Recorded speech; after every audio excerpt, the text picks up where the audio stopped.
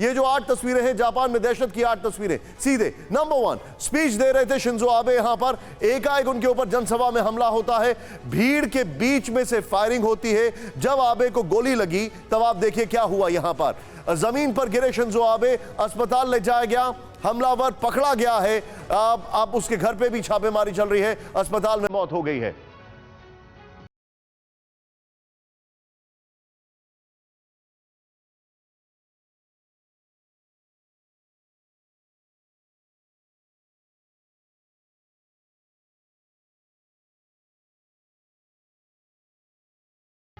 एक और बड़ी खबर मैं आपको बता रहा हूं, जापान पुलिस की हमलावर के घर पर रेड। इस वक्त की बड़ी खबर, पुलिस गिरफ्त में 41 साल का हमलावर यामागामी, शॉट्स के साथ कैमरे जैसी दिखने वाली हैंडमेड गन से किया हमला। फायरिंग के बाद आई फोटो से हुआ खुलासा, यह है हमलावर ने करीब 100 मीटर दूर से चलाई गोली। ये तस्वीर है आपके सामने, जरा ध्यान से देखें। ये तीनों ब्रेकिंग और तीनों शॉट्स के साथ मैं अभिषेक उपाध्याय के पास चलूंगा। अभिषेक, करीब 90 साल पहले जापान में किसी प्रधानमंत्री या पूर्व प्रधानमंत्री की इस तरीके से हत्या की गई है। गन लॉज वहां पर बहुत मजबूत हैं। ये जो हुआ है, क्या ये किसी बड़ी चीज का प्रीकर्सर है? निशांत, दो बातों पे ध्यान देंगे तो आप जो बात कह रहे हैं बड़ी चीज का प्रिकर्सर, उसके आसपास चीजें दिखाई पड़ रही हैं। पहली बात देखिए, वो जो हमलावर है वो कह रहा है कि वो उनकी नीतियों से असंतुष्ट था। किस बात की असंतुष्ट? 2020 में वो अपना ऑफिस छोड़ चुके हैं, उसके बाद सुगा हुए प्राइम मिनिस्टर, उसके बाद अब किसदा हुए, मतलब बीच में दूसरे 2 प्राइम मिनिस्टर हो चुके हैं। और वो आदमी कह रहा है कि उनसे असंतुष्ट था 2020 के बाद 2022 से। नंबर 1 चीज। नंबर 2 चीज, वो उनको जो कोलाइटिस की समस्या थी उसके चलते वो सार्वजनिक जीवन से भी तकरीबन उनका सन्यासी था। वो अभी उस रिकवरी की स्टेज में थे। तो ऐसा भी नहीं था, लिबरल डेमोक्रेटिक पार्टी में एक बड़ा उनका कद था, लेकिन कुछ ऐसा नहीं था कि वो कुछ ऐसी पॉलिसी डिजाइन डिफाइन कर रहे थे जिसको लेकर क्यों नाराज थे। नंबर 1। नंबर 2, आप देखिए कि जिस तरह से चीन में जश्न मनाया जा रहा है इस हत्या के बाद, और जिस तरह से चीन में यह कहा जा रहा है कि अब जापान में दंगे भड़क जाएंगे, अब जापान का जो कॉन्स्टिट्यूशन है और भी ज्यादा कंजर्वेटिव हो जाएगा। ये सब चीजें बता रही हैं कि जो आपने एक बात कही कि किसी बड़ी घटना का प्रिकर्सर है क्या, ये उसके करीब होता हुआ दिखाई दे रहा है। आप जो बता रहे हैं अभिषेक, दिस इज अलार्मिंग। सीधे मैं चलूंगा यहां पर, हमारे पास जो डिटेलिंग आई है बताएं। जापान के पूर्व पीएम शिंजो आबे की हत्या, इस वक्त की बड़ी खबर। यहां पर जापान के पूर्व पीएम शिंजो आबे की सरेआम गोली मारकर हत्या कर दी गई। नंबर 1, ये हमारे सामने फैक्ट्स हैं। जापान के नारा शहर में इलेक्शन कैंपेन के दौरान हमलावर ने पीछे से 2 गोली मारी। 41 या 42 साल का हमलावर है जिसका नाम है तेसुया यामागामी को मौके पर ही गिरफ्तार कर लिया गया। हमलावर ने हैंडमेड शॉटगन का इस्तेमाल किया था जो कैमरे की तरह दिख रही थी। शिंजो आबे की हत्या पर पीएम ने दुख जताया है। भारत में एक दिन का राष्ट्रीय शोक है। मैं अभी भी ये तीनों ब्रेकिंग, तीनों शॉट्स के साथ सीधे चलूंगा जलशंकर प्रसाद सर के पास। सर, मेरा सबसे बड़ा सवाल है, यहां पर जो इन्वेस्टिगेशन का एक सबसे बड़ा रूल होता है, मिसट्रस्ट द ऑब्वियस।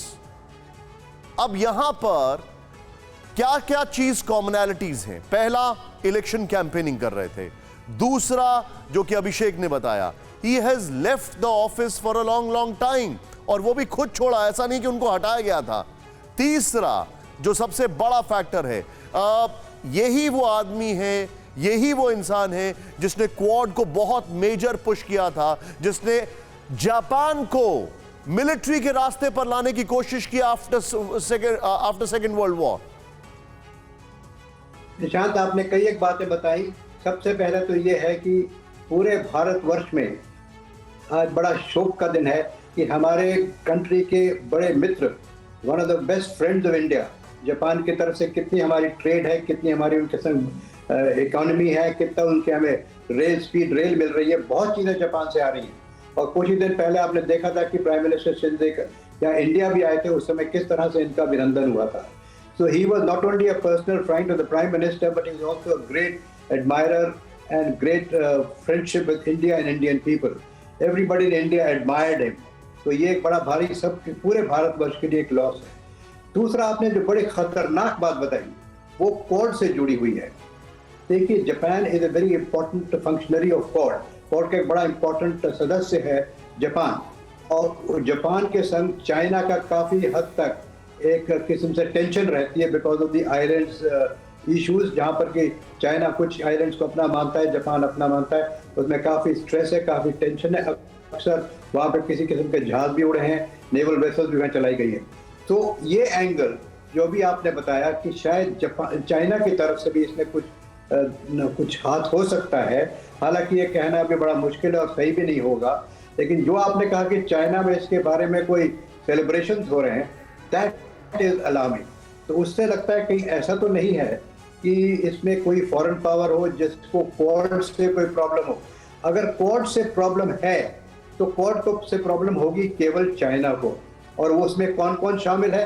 उसमें भारत शामिल है, उसमें ऑस्ट्रेलिया शामिल है, उसमें यूएस शामिल है और जापान शामिल है।